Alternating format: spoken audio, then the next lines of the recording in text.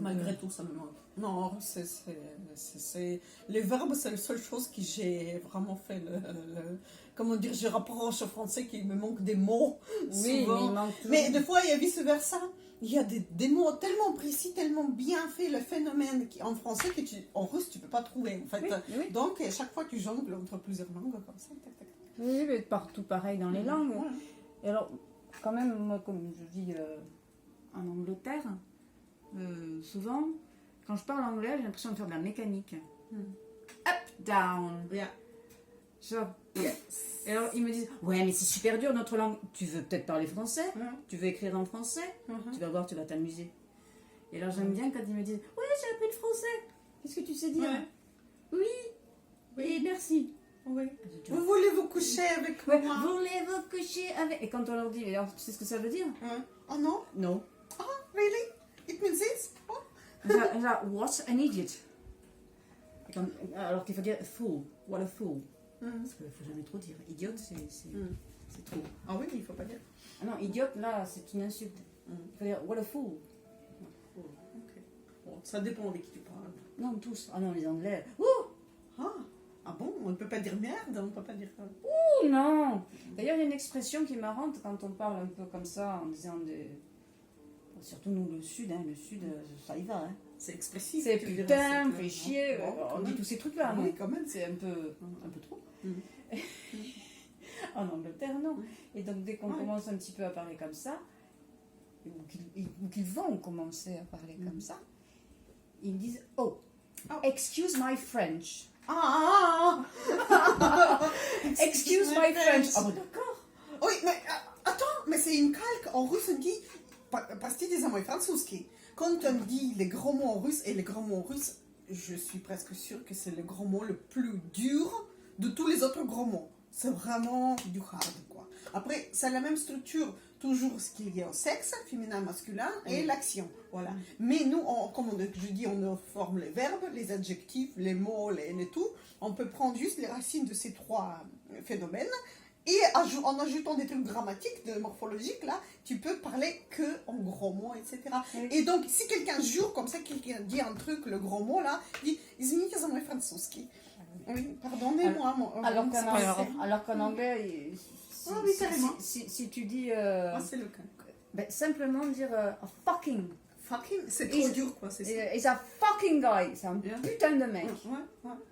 It's a fucking thing. Fucking. Yeah. Fuck. Je sais pas quoi. Yeah. C'est comme si Oh my god!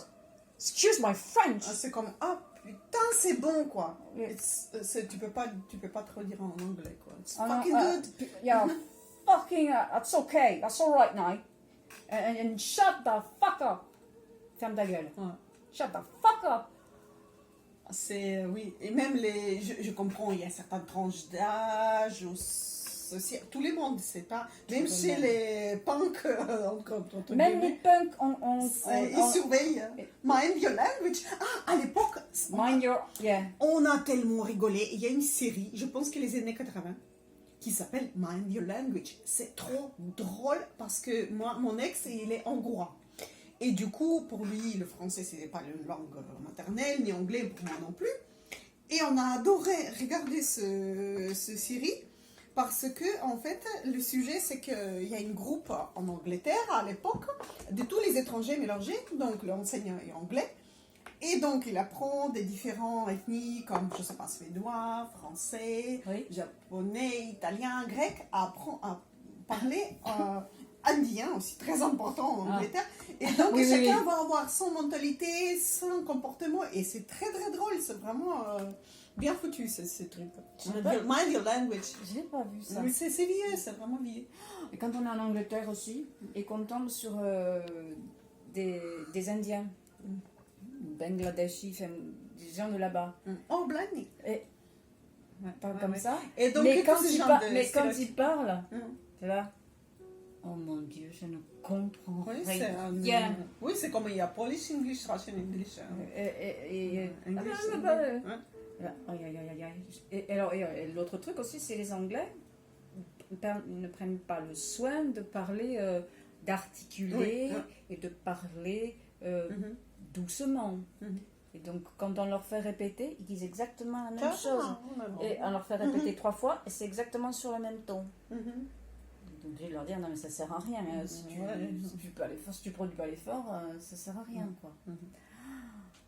Et puis, alors, en plus, si c'est des gens qui viennent de Manchester, Liverpool, Manchester, tous ces gens du Nord et tout. Il y a une prononciation spécifique, c'est ça? Attends, je vais essayer de trouver une phrase. Qu'est-ce qui... You're right. You're right. Yeah. Wait, do it. Yeah. Okay. You're right. Et donc, You're right. What are you doing? You're right. et You're du right. coup, ça me fait penser, dans une épisode de cette Mind Your Language, il y avait donc un mec, je sais plus si c'était un sheikh arabe ou je sais pas, quelqu'un comme ça, un businessman. Il avait un chauffeur scottish. Sauf qu'il parlait anglais de façon incompréhensible. Oui, mais du coup, quand il est venu à l'école, et à l'école, tu vois, socialement parlant, c'était des gens, des pauvres immigrés, quoi, tu vois.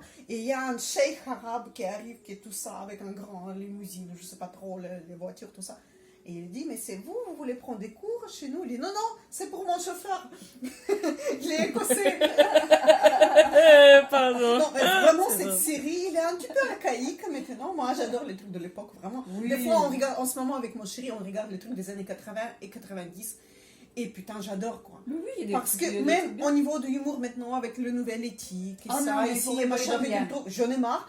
Hier, j'ai regardé une comédie japonaise. Putain, ils se moquent de tout, quoi. C'est sous-titré anglais.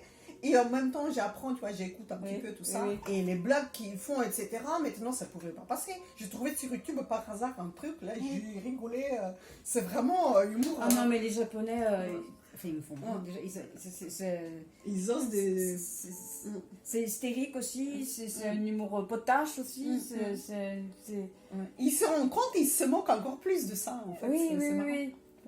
Là, j'aime beaucoup aussi le japonais et tout ça. Rien que le publicité japonaise. Ils se font des films, documentaires ou des trucs, vraiment des grosses comédies. Et à la fin, il peut, je sais pas, promotionner, je sais pas quoi, un PQ, quoi. Mais pour faire, voilà, le publicité de PQ, ils font un film. Oui. Pour faire. Et ce qui est marrant, dans les années 90, comme ça, genre après Perestroïka, en Russie, à la télé, quand c'était pas encore pourri, complètement corrompu et tout, il y avait ces genres de choses qu'on appelle, qu'est-ce qu'on dit en France, publicité sociale ou quelque chose. Donc il y avait vraiment des mini-films, comme des courts-métrages. Et à la fin, il y avait publicité de quelque chose. C'est vraiment ce style que ça me fait penser. Alors qu'en Angleterre, c'était infernal, aller regarder la télé.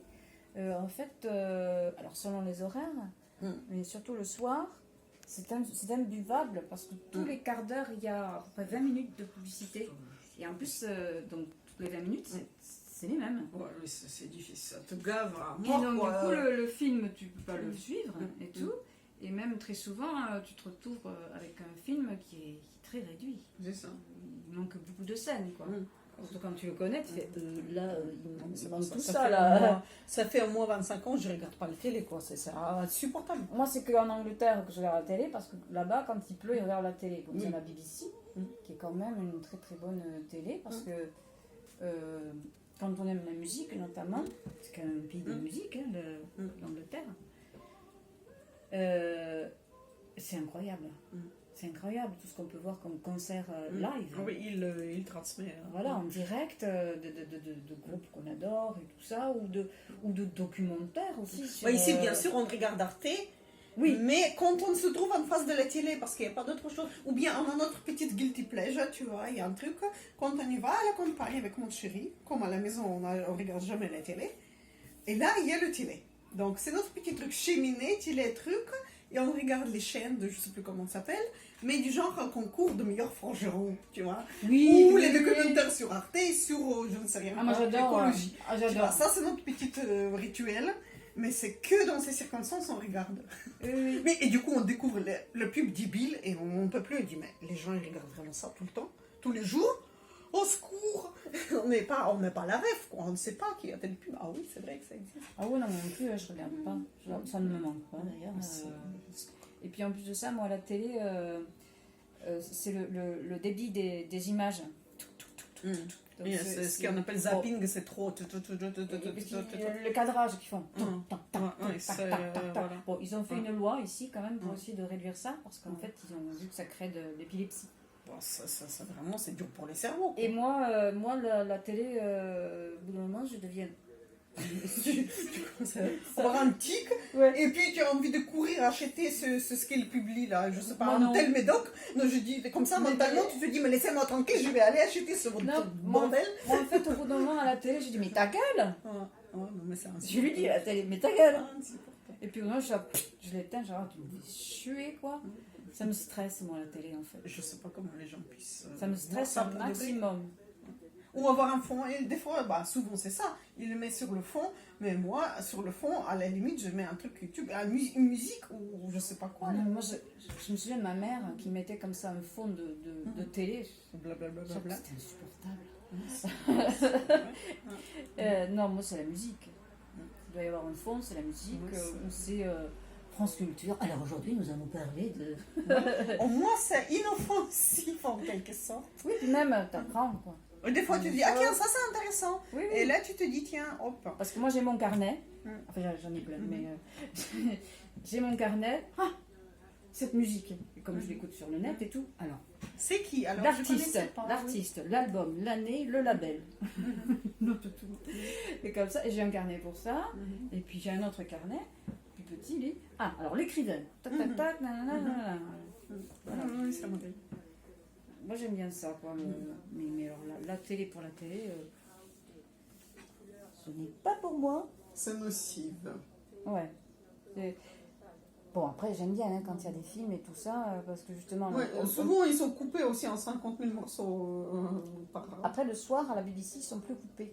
Je le regarde, c'est de l'anglais, sans sous-titres. Moi j'ai pas ce niveau de langue, je pourrais pas regarder en anglais complet comme ça. Moi je regarde pas mal de films comme ça sans les sous-titres, parce que c'est comme ça qu'on apprend. Oui, ça c'est sûr. Et j'aime bien, parce que l'italien c'est vraiment comme ça que je l'ai appris. C'est la musique. Parce que j'adore le cinéma italien. Et quand je suis allée en Italie, et j'aime bien, quoi. Ça rentre dans le... Ça rentre dans notre cerveau sans qu'on s'en rende compte, en fait, la langue.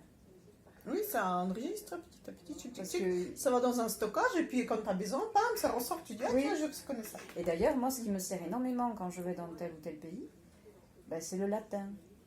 Oui, parce que c'est la base. C'est la base de tout grec-latin. Voilà, le grec, je me rappelle du grec, du latin... même d'autres trucs que j'ai pu apprendre, le phénicien, tout ça. Ah oui, mais ça, c'est la racine de tel truc. Cette racine, étymologie. Et voilà, c'est ça.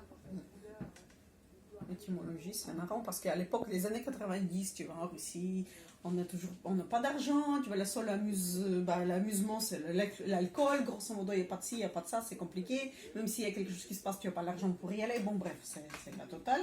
On s'amusait, on prenait un gros dictionnaire étymologique, comme ça, là, avec des copains, et on regardait. Alors, ce mot, tu sais ce que ça veut dire? Mais le russe. Oh non, mais c'est quoi ce truc? C'est marrant. Et c'est ça, et ça, et ça. Et tu dis, ah putain, mais c'est intéressant. À une époque, on faisait ça aussi. C'est drôle. On avait le dictionnaire. J'avais le dictionnaire des années 60, français, franco-russe. En fait, c'est comme ça que quelqu'un qui m'a filé ça, j'étais un peu SDF, donc ça m'a servi. Voilà, il n'y avait pas de téléphone encore. Un peu comme ça. Et des fois, j'ai trouvé des mots qui sont un peu démodés. Et je dis, et après, j'habitais en Anjou. Et les Angevins, à chaque fois, disaient que c'est chez eux, c'est le meilleur français, c'est le français de chez français, et bon, blablabla. Et je dis, écoutez, regardez, je vais vous dire, qu'est-ce que ça veut dire ça?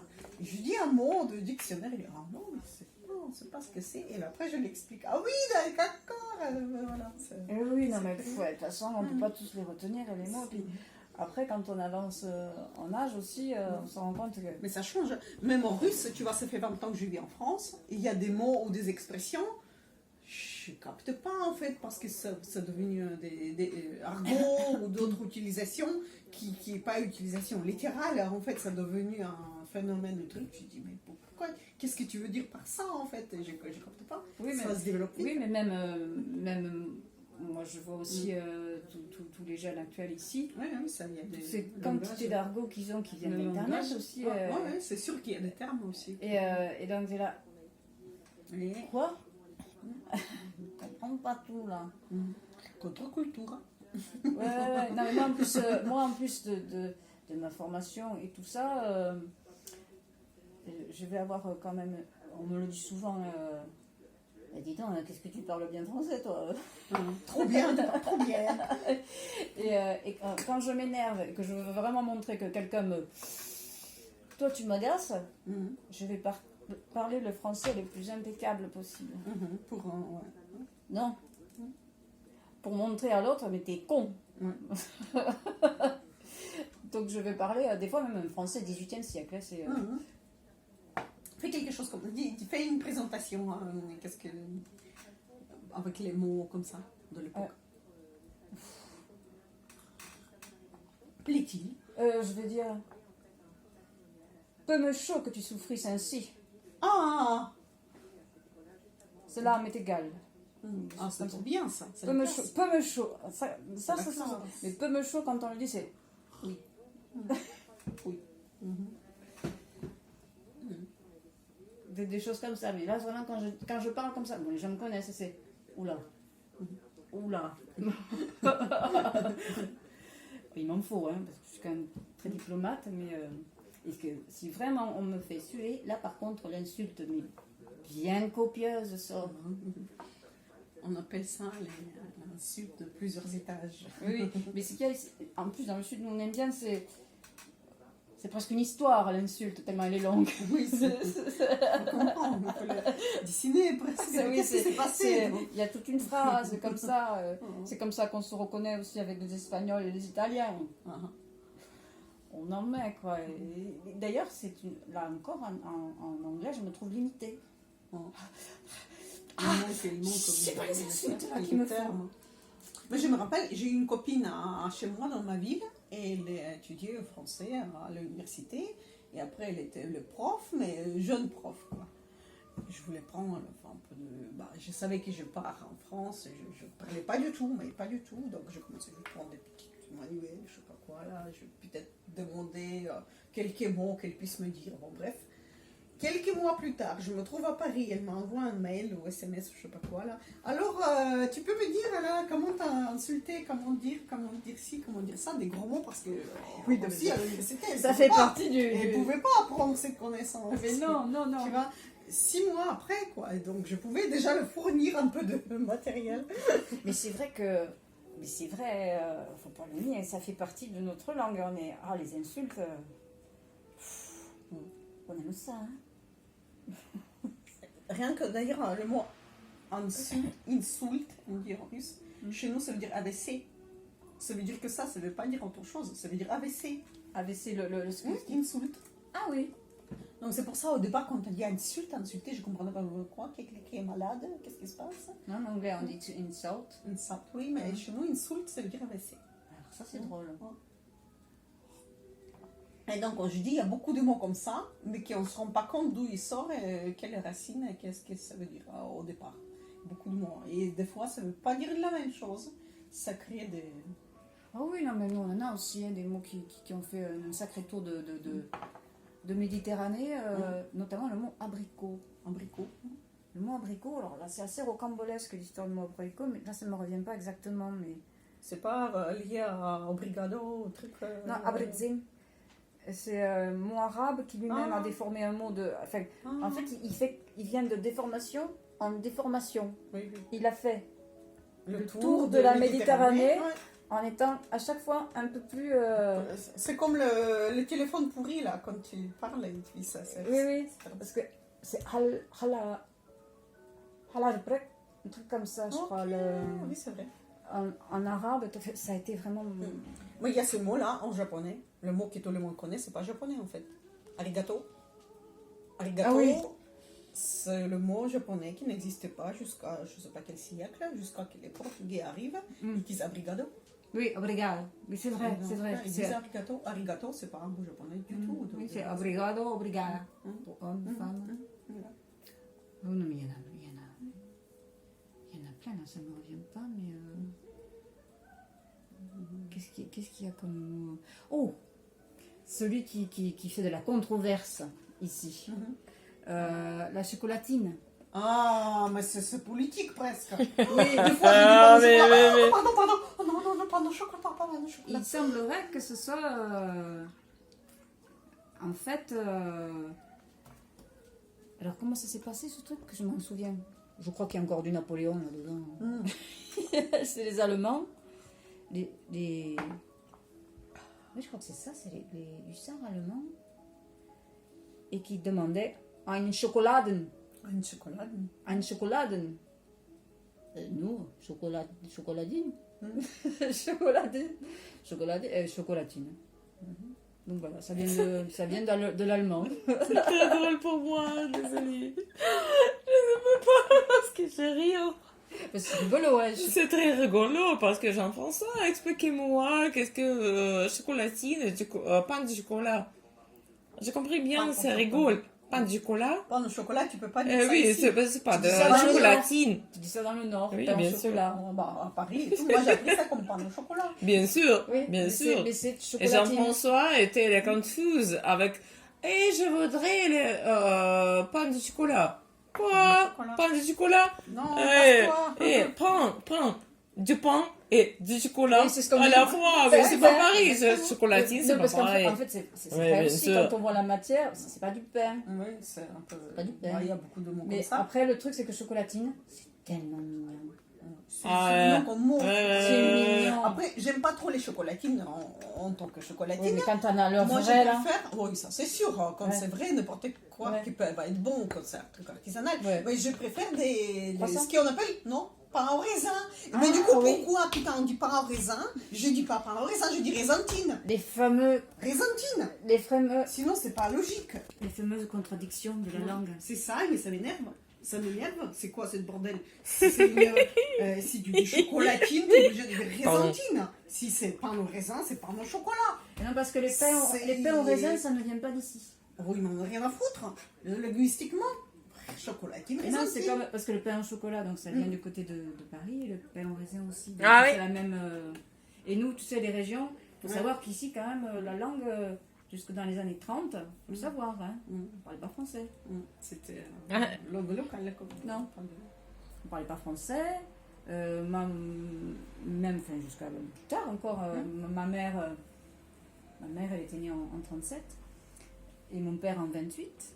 Et il racontait, oh là là, l'école, si jamais on disait un mot d'occitan, les doigts, bam, Putain, ouais. et tout ça. Et ma grand-mère, bien sûr, plus elle était née en 1900. Mm. Et même plus que ça, donc tellement on n'était pas du tout dans le truc, et nous on n'était pas rien. Hein. Ma grand-mère se faisait une fierté de dire, tu sais que dans les années 30, moi je viens presque des Hautes-Pyrénées, presque. Et elle dit, tu sais que dans les années 30, ils nous ont envoyé les missionnaires. La police de langue, c'est ça? Non, missionnaires, c'est l'église qui Ah, envoie des moines et des curés Ah, tu veux dire et des bonnes sœurs. Jusqu'à-là, les années 30. Oui, Oh pourquoi putain, mais c'est quoi cette... Pourquoi Pour évangéliser. Là, la 20e siècle, quoi. Je pensais que Oui, ça- non. Mais non. C'est pour ça que le sud-ouest est tellement différent. C'est que Ah. nous, on est païens. Et c'était quoi comme culture, du coup, par rapport à ça? Païenne, donc...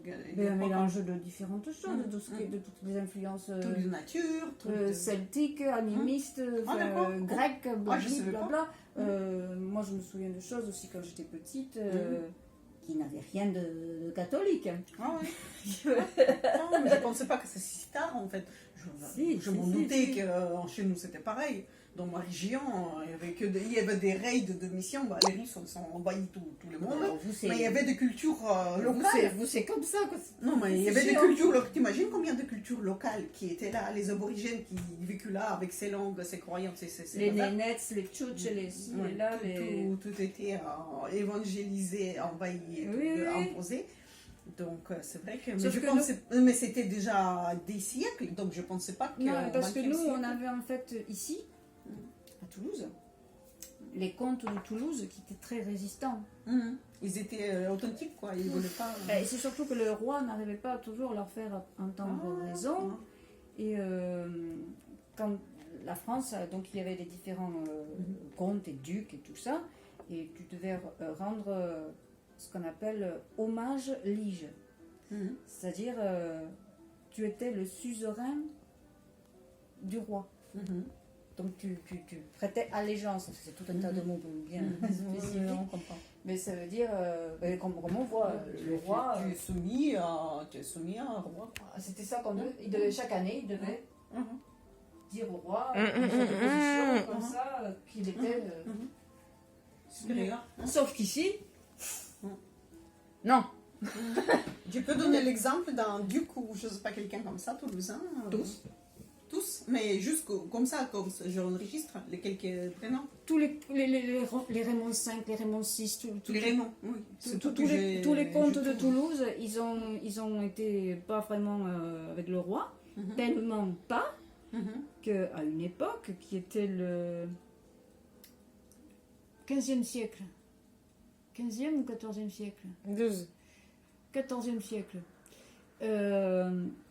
L'empereur de Constantinople, qui eux aimaient avoir de nobles gens à leur côté, considérant les autres comme des barbares, beaucoup de monde. Ils ont dit, les comtes de Toulouse, là, ils sont bien.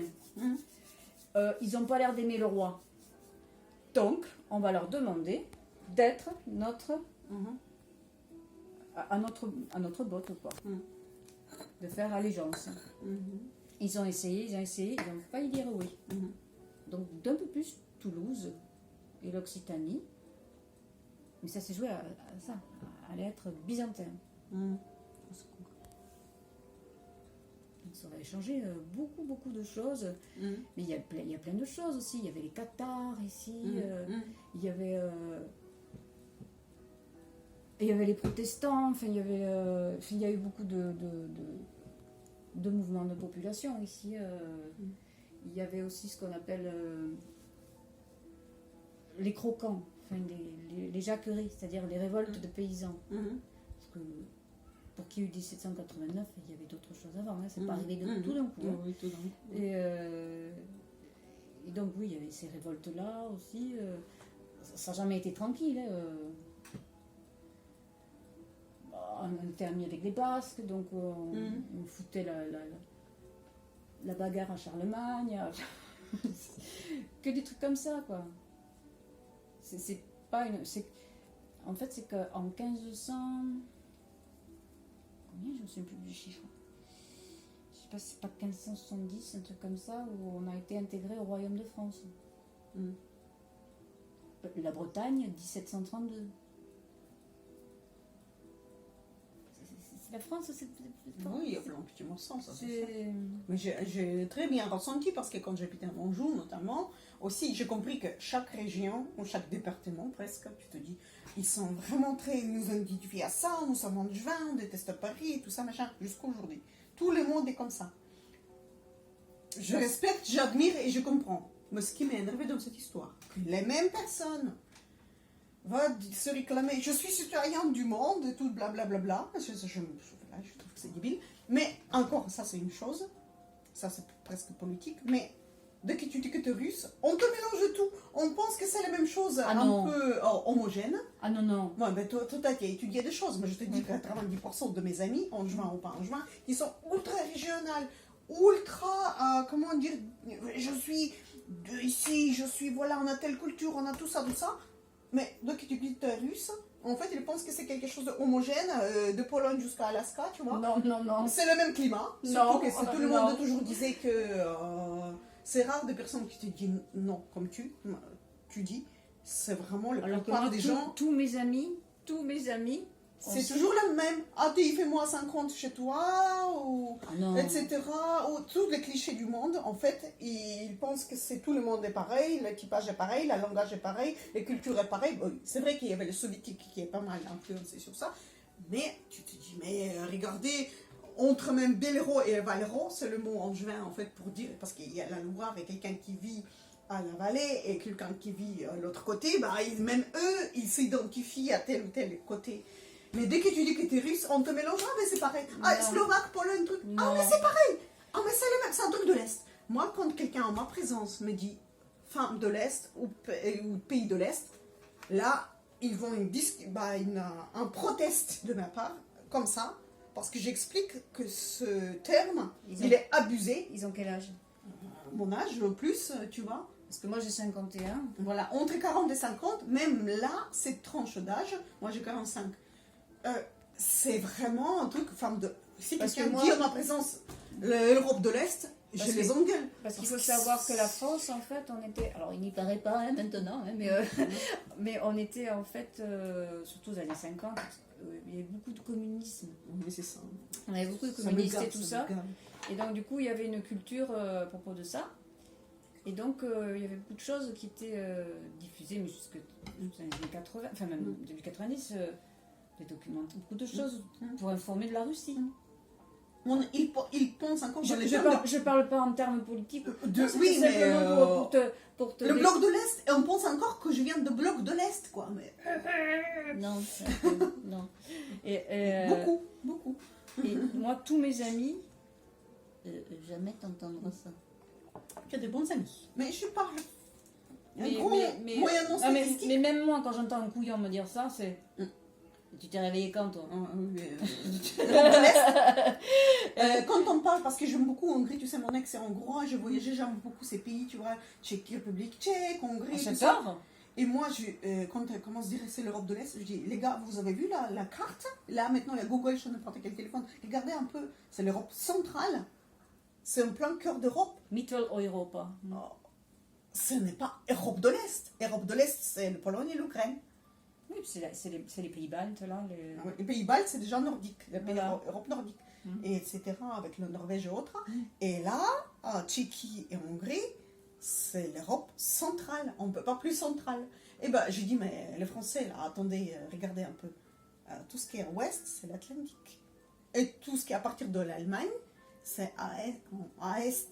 Donc, ça veut dire que tout le reste, vous dites toujours Europe de l'Est, en pensant un truc, commençant par l'Alsace, on va dire, jusqu'à Alaska.